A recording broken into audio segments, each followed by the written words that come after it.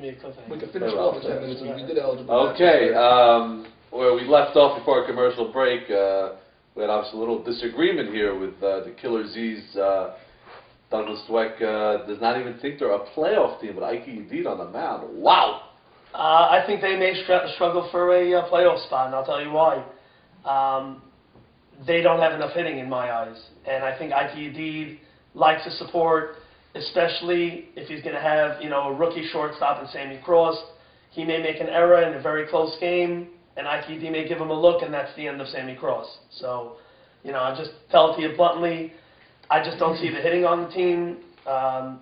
Lee's a good hitter, but if I look, and again, I compare it almost to the Killer Z's team of last year, and myself, Henry Shalom, and Elliot Harari are gone from that team, and in those spots, there are a lot of other players that didn't put up the numbers. I think it's going to be. I hear what you're saying about their offense. I think it's going to be very difficult to score against this team with Ike on the mound and this outfield. This is a very fast and good fielding outfield, and they have good Jason Salton at third. Like I said, Steven Padesha at first. This is a very good defense. And Sammy Cross, I'm not really questioning the defense. I didn't mention that much. Other than Sammy Cross, I didn't mention any other defensive positions. I just don't see enough offense. But with these guys, if they're putting him at shortstop, don't you think they know what they're doing, or you think they're just taking an unknown and throwing him? I think they're taking a chance.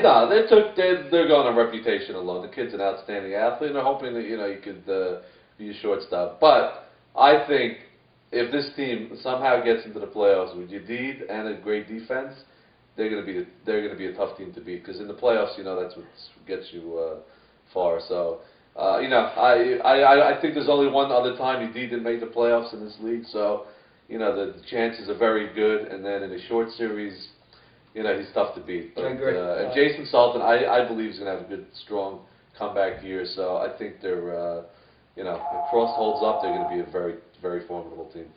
Okay, it's to be seen. The next team is the Dirty Dozen organization, managed by Eddie Michon, and this team is it's a very interesting team on paper, and they got obviously all the towels. Nathan and his two sons, Solly and Jackie. Jackie, outstanding center fielder, first round pick, great arm, great coverage. And Solly is a great fielding third baseman. Obviously, with this team, the big question mark is Moses' health, and I think really that is the only question mark as far as where this team is going to go. They made an outstanding pickup also with Mitchell Haddad, former outstanding shortstop in the league. He's a little up there in age, but he's still a great second baseman.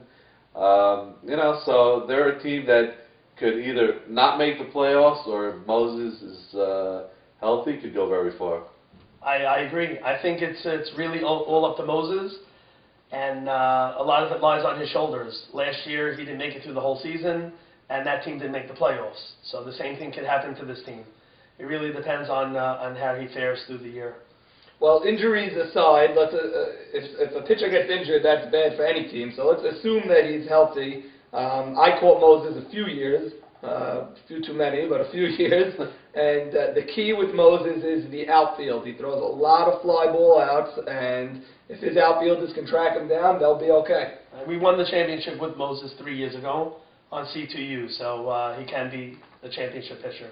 Well, listen, his outfield is very fast. Between Jackie Tal, A.B. Dweck, and who's the third outfielder on this team? Nathan. Yeah, so they got they got a very solid outfield. This team, Eddie Michon right now is not even the shortstop, and I don't even know what position he's going to play, because Gabe Abadi's playing. Gabe Abadi was excellent last year. Yeah, and Mitchell Haddad is playing second. He might play third, or so he's now obviously one of the best bats in the league. So he can take the team a long way. I got to tell you, I'm liking this team a little more than I did at first glance. They didn't jump out at me originally when I looked at the teams, but I think it's built the right way with Moses, and that's a strong outfield. Moses and that outfield, and these guys, playing short and second. I like it. This is a playoff team. Yeah, they have also an interesting rookie, Joe Zaccaria, Lee's cousin. A lot of upsides, a big kid, tall, 6'2", and a good athlete. So they could. It's another potential player on that team, and Yeah, so I'd have to say they're another team that's on the bubble, but they could certainly go a long way if they get in. I agree with that. The next team is The Situation, managed by Adam Schulman. The first time we've allowed J-Dub to be a captain in this league, and we are breaking down the barriers. Yes.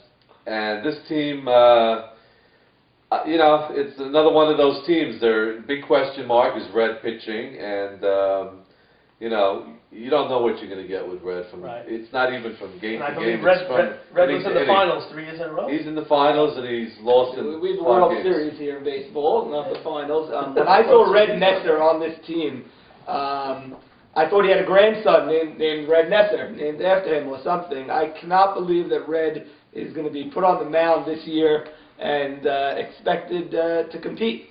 I don't like that choice of pitcher. I think Red is too old. His time has passed him, and this team is in danger of missing the playoffs. I would like to say one thing about this team, other than the fact they made a great trade. I thought that really strengthened their team. I think they went from an average team to one of the better teams. Yeah, I thought I thought they really I thought Savi's best position was second base. And they put him in short, but he's really second baseman. They picked up Max and Morris Cass, and I think it's one of the great young players in the league. And Max, outstanding defense, shortstop, which you need with Red. So they strengthened their position immensely. And they have a great outfield. Elliot Patash, outstanding hitting first baseman. So they have, now they have the two Schulmans, Jared, Adam, right, Jared maybe and even Adam. Ira. I mean, I don't know what's going on with that outfield, but so they're and Big Soley. Soley. They got a pretty good team. So the thing with this team is, I know from my sources from scouting with other clubs that a lot of people were upset with Jersey Shore for waking this team up from the dead and giving them a chance to compete. I agree with that. I hear that. I hear that. And I've been hearing that from other captains around the league. This team was probably a team that had no chance of winning a championship, the way they were, and now they have a chance. Now, just to reiterate, this team has good hitters and good fielders. I just don't think Red could hack it against. Listen, he's the same position as the Dirty Dozen. They're relying on pitchers that are up there in age, and if they break down, they're in big trouble because they don't even have a backup on this team. So. They're one of those teams that could go far or go down the tube. So, but Schulman, I think in his first year picked a pretty decent team. I have to give credit. Jody LeBeau is a great hitting catcher. I mean, it's down the line. It's a big it's strengthened. So, I like your team, but it's going to be hard to say. We already did the eligible bachelors, so that's. Rounds up to 8 teams. Now, why don't we go for some predictions? Sure.